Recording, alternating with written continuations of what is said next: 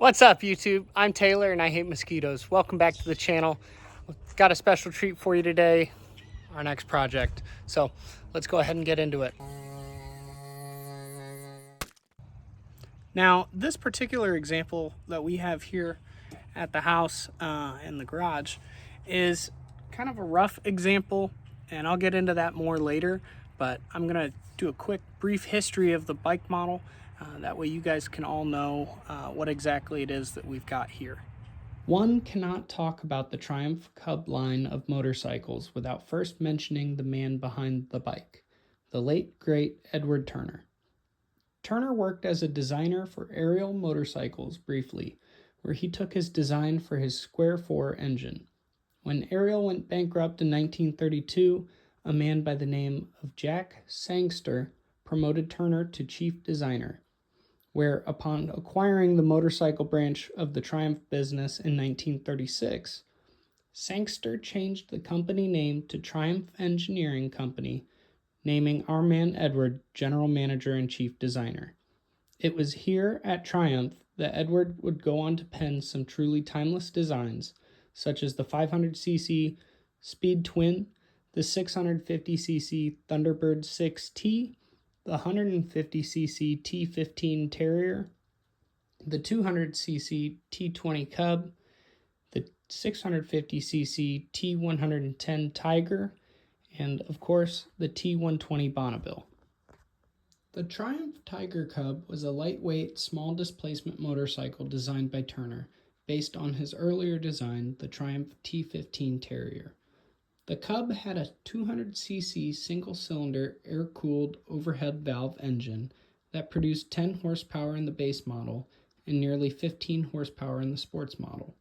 The whole bike weighed only 250 pounds wet and could reach a top speed of around 60 to 70 miles per hour. There were numerous variants over the years it was produced, with earlier models having plunger suspension in the rear and the later models getting a swing arm and dual shock suspension setup. Towards the end of production, the T20 Mountain Cub, in particular, was specifically designed for off-road use. Over 6,000 units of the T20M were sold around the world between 63 and 67, with the only paint option in 66 and 67 being Grenadier Red with Alaskan White. To get into what the bike needs, we'll take a closer look here. The first thing I want to mention is the gas cap. Now, that came with one, and we'll get into this in a minute, but this gas cap was so rusted and so rusted on, I had to grab it with these, and those are pretty big, and just in order to be able to get enough leverage to pry that off and break that rust weld. Now, that being said, the tank itself is not in bad condition. The only thing wrong with it is there is one pinhole right here where I was able to knock through there with a screwdriver. With the tank being a 2-year only color scheme with the salmon red and the Alaskan white that's showing through, it's that color. It's a beautiful colorway, and we're going to try to save that for that reason. Now, it will get new rubber, new badges if I can find them, although this one over here around this side is not near as bad. That one's in almost perfect condition. This one has seen better days, so I'm going to look into that, but we are going to try to preserve the patina on this build here. As you can see, I was able to wash some of the lichen off. So that salmon red, as Triumph called it, is more of an orange. We are going to get that all cleaned up and popping out, scratches and all. So, additionally, the motor is locked up. I mean, it's solid. Spark plug was out when I got this bike, so I've just been soaking it with Magic Mystery Oil and Kroil. Hopefully that's enough that it kind of loosens up, especially with some heat. But I've been soaking every nut and bolt, as well as the engine cylinder around the other side. I've just been pouring Kroil and Marvel Mystery Oil down into the spark plug hole, just to try to get that to soak through. But this model year, the 66 and 67, they were known for having great bottom ends, which was the weak point on the Triumph Cub line. So I'm hoping just a top end rebuild. I'm going to look at the bottom end of the motor, and hopefully it's in good shape. I'll go ahead and replace all the oil seals and gaskets while I'm in there. Part of the carb is missing, so we're going to go ahead and get another carb. But it does have the air box, which is kind of rare, as well as the oil tank. The oil tank itself isn't rare, but there is oil down in there. You can kind of make it out. I don't have a flashlight on me right this second.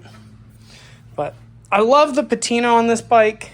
It really is something special, the fact that it survived even as well as this. The previous owner at one point in its life put this kind of trick bit on something aftermarket in the 60s, maybe 70s. Needs a new headlight bucket. This one's rotted out. Additionally, the forks are frozen up solid. Unfortunately, those are fairly rare, almost unobtainium. And luckily, I was able to find a gentleman down in Georgia who's 81, has been sitting on a stockpile of Triumph Cub parts. He claims to have owned over 50 of them, fell in love with the bike, and has kept them ever since. I will be going down there next week. Hopefully, by the time that you've seen this, I will have the parts in my hand, but until then, we do have a lead, at least, on a new front end. Now, you may have noticed the rear subframe here is pretty rusted. It's in pretty rough shape. I mean, it's all solid, but that being said, the patina on this doesn't necessarily match the patina on the rest of the frame.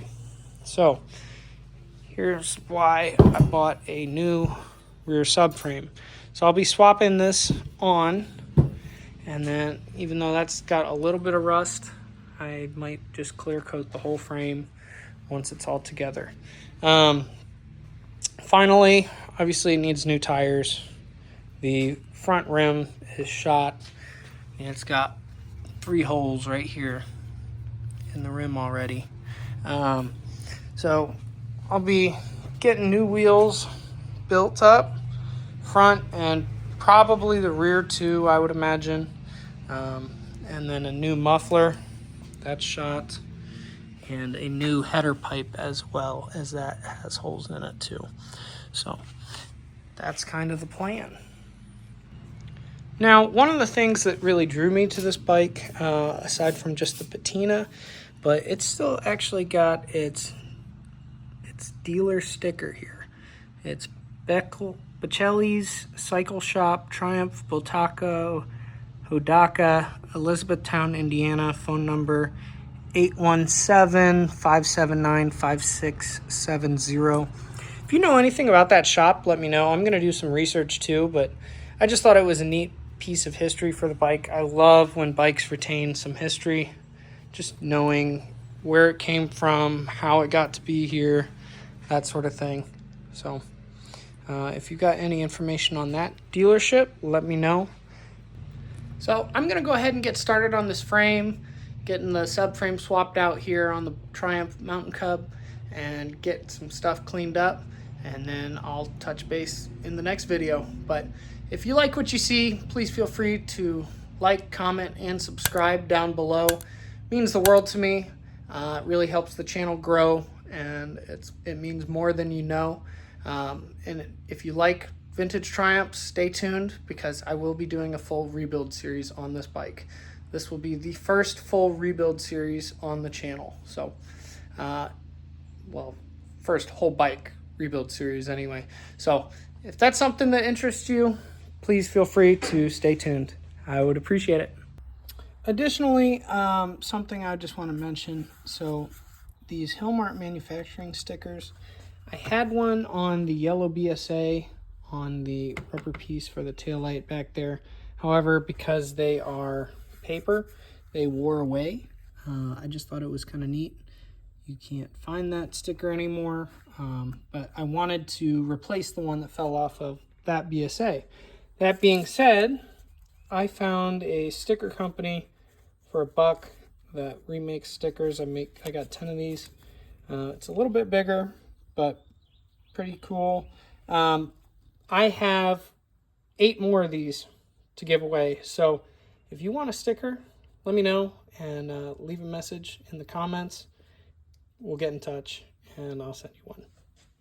All right. We'll see you guys. Bye.